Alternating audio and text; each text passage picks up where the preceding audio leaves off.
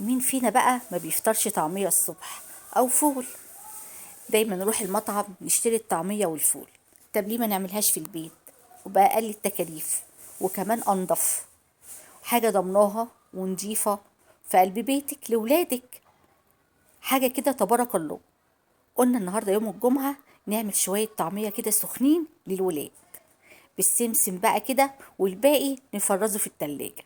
حاجة كده نضيفة، والأسعار كمان بقت غالية. قرص الطعمية بقى وصل ل2 و3 جنيه وأكتر كمان. السلام عليكم محترمين اليوتيوب، لايك وشير وسبسكرايب. اللي منوعات لورندا أتمنى تحطوا اللايك، واللي ما اشتركش يشترك في القناة وفعلوا زر الجرس عشان كل ما انزل فيديو يوصل لكم إشعار بيه. وأتمنى تشاركوا الفيديو بين أصدقائكم عشان تعم الفايدة للجميع. واتكلمنا كتير ويلا بينا على الفيديو السهل البسيط.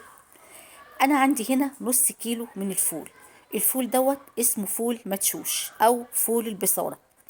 انا دلوقتي كان بالليل نقعت يوم الخميس بالليل، غسلته كويس ونقعته في ميه. نقعته من بالليل لغاية يوم الجمعة الصبح. قمت بقى عشان احضر الطعمية للولاد. بعد ما نقعته قعد طول الليل، صفيته زي ما انتم شايفين وغسلته كمان. ويلا نشوف المقادير ايه. عندي هنا الطعمية نص كيلو دول هحتاج بصلة صغيرة، بصلة واحدة. وكمان هحتاج حوالي 4 5 فصوص توم. انا ما عنديش توم صحيح، فعندي توم متفرز في الفريزر اللي هو التوم المفروم. خدت كده منه معلقة. وعندي شوية كرات وشوية كزبرة. الاتنين حوالي 100 جرام يعني، 50 جرام كرات و50 جرام كزبرة. عايزة تحطي كزبرة بس ماشي، عايزة تحطي كرات بس ماشي، عايزة تحطي الاتنين زي ماشي. المهم دول كان وزنهم حوالي 100 جرام الاتنين مع بعض. هنا بقى حطيت البصلة على الفول. انا هحط كل المكونات هقلبها كلها في قلب بعضها.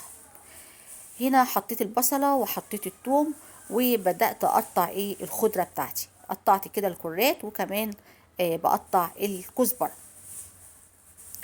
بقطعهم او عايزه تحطيهم صحيح مش مشكله. انا هعملها النهارده في الكبه. انا عملتها معاكم قبل كده في الخلاط وكانت جميله جدا، فالنهارده ان شاء الله هنعملها في الكبه. طب لو ما عنديش كبه اعمليها في الخلاط زي ما عملتها قبل كده وكانت زي الفل.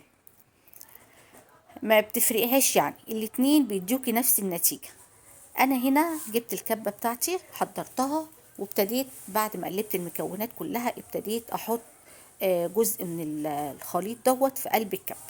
وهبدأ بقى اديله كام ضربة كده بالكبة. انا عايزة هنا الخليط يبقى مطحون ناعم معايا، مش عايزاه خشن. فهدي كده كام ضربة في الكبة زي ما انتوا شايفين. وبعد كده هبدأ انزل الجوانب. لو في اي جوانب كده في الكبة ببدأ انزلها عشان كلها تطحن في قلب بعض، عشان ما تبقاش في جزء مطحون وجزء مش مطحون. هنا بصوا اتطحنت، هنا اتطحنت بالطريقه دي مش طحن كامل يعني. انا حبيت هنا اوريها لكم. انا لسه طبعا هفرمها كلها بالشكل دوت، وبعد كده هبدا اعيد عليها تاني. انا عايزاها ناعمه زي اللي بنجيبها بالظبط من المطعم. بصوا اهي شكلها كان كده. وما تكتريش الخضره عن المقدار دوت عشان ما تبقاش خضره قوي، وما تقللهاش برضه يعني. اللون ده كان حلو جدا وكان مناسب. كتر الخضره لو كترتيها قوي ممكن تسود منك، فخلي الخضره كده يعني معقوله. هنا حطيت الجزء التاني من الخليط، وببدأ برضو اضربه كمان بالكبة واحدة واحدة كده. لو لقيتي الكبة مش مساعداكي ممكن تحطي كده معلقتين من المية. وطبعا لو انت عملتيها في الخلاط اكيد هتحطي مية. هنا هو اتفرمت معايا بالشكل دوت، بس مش ناعمه زي ما انا عايزه. فانا هديها بقى ضربه كمان. انا كده طحنتها كلها، كل الكميه طحنتها اول مره. هبدا بقى انزلها لتاني مره. هقسمهم برضو على مرتين. هنزل الخليط كله على مرتين. ده اول جزء اهو. قسمت الخليط اهو، وهبدا اشغل الكبه لتاني مره لغايه ما يوصل معايا للقوام ناعم كده وحلو. هنا الخليط كله خلصته اهو بالنعوميه دي كده. ناعم وكويس زي بالظبط اللي بنجيبها من بره. بس بقى في خطوه تانية مهمه جدا وما تستغنيش عنها، ان انت تضربيها بمضرب كهرباء. ليه؟ عشان ادخل الهواء جواها وتبقى هشه كده زي بالظبط اللي بنجيبها من المطعم. طب لو ما عندكيش مضرب كهرباء اضربيها بالمضرب اليدوي، هتديكي برضو نفس النتيجة. هنضربها كويس، بصوا شكلها دلوقتي كده، وهتشوفوا شكلها بعد ما اتضربت هتبقى مختلفة تماما، وكده دخلت الهواء جواها. بصوا شكلها بقت كلها هواء، حتى وانا بقلبها هتحسوا ان هي كلها هواء وهشة وجميلة. طبعا انا مش هحط لها اي ملح ولا اي بهارات دلوقتي، انا هاخد جزء منها اللي انا هنقليه ونفطر بيه، هخليه كده في الطبق. انا خدت كده حبه كده على قد الفطار عندنا، والباقي هعمل فيه ايه هقول لكم دلوقتي. ده الجزء اللي انا هقليه اهو. انا بقى الباقي عبيته زي ما انتم شايفين كده في اكياس، على حسب طبعا ايه اكلتنا. عبيته في اكياس زي ما انتم شايفينه كده، وهبدا بقى احطه في الفريزر لما نعوز منه ناخد طبعا. هنا بقى الجزء التاني حطيت عليه شوية ملح، انا ما حطيتش بهارات كتير، انا حطيت يا دوبك ملح وشوية كزبرة. تقدري تبهري البهار اللي انت عايزاه، تقدري تحطي كمون، تقدري تحطي شطة زي ما انت عايزة، بس برضو ما تكتريش التوابل قوي عشان ما تسمرش معاكي او تسود معاكي العجينة. هنا حطيت ملح وزي ما انا قلت لكم وكزبرة، بس شوية كزبرة ناشفة وبس، اكتفيت بكده.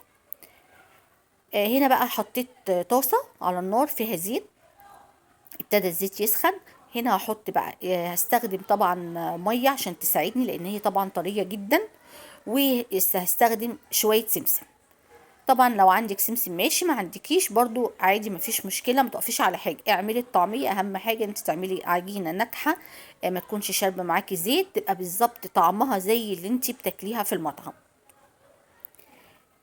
هنا ببدأ كده اقليها وبحط شوية سمسم كده على وش كل طعميايه، وهبدأ بقى احمرها زي ما انتوا عارفين طبعا. انا مش عايزة احمرها قوي عشان احس يعني ما تبقاش ناشفة يعني. وهبدأ هنا هقليها زي ما انتوا شايفين كده. ولو وصلتي بقى معايا لغاية هنا ما تنسيش بقى اللايك بتاعي، من ايديك القمر يا حبيبة قلبي، تسلم لي ايديكم كلكم. هنا بقى ابتدت اتحمرت اهي الطعمية، وببدأ خلاص كده اخرجها او اطلعها من الزيت، وبحاول اصفيها كويس من الزيت. وبصراحة والله العظيم هي ما كانت شاربة زيت خالص، وكانت طعمها حلو جدا، ما تفرقهاش عن بره خالص. اعمليها بنفس الطريقة دي وبجد حلوة قوي. وكده كانت الطعمية بتاعتنا خلصت. بسم الله ما شاء الله، حلوة جدا والله العظيم، طعمها حلو ولونها حلو جدا وجميلة بجد وطعمها حلو. يا رب يكون الفيديو عجبكم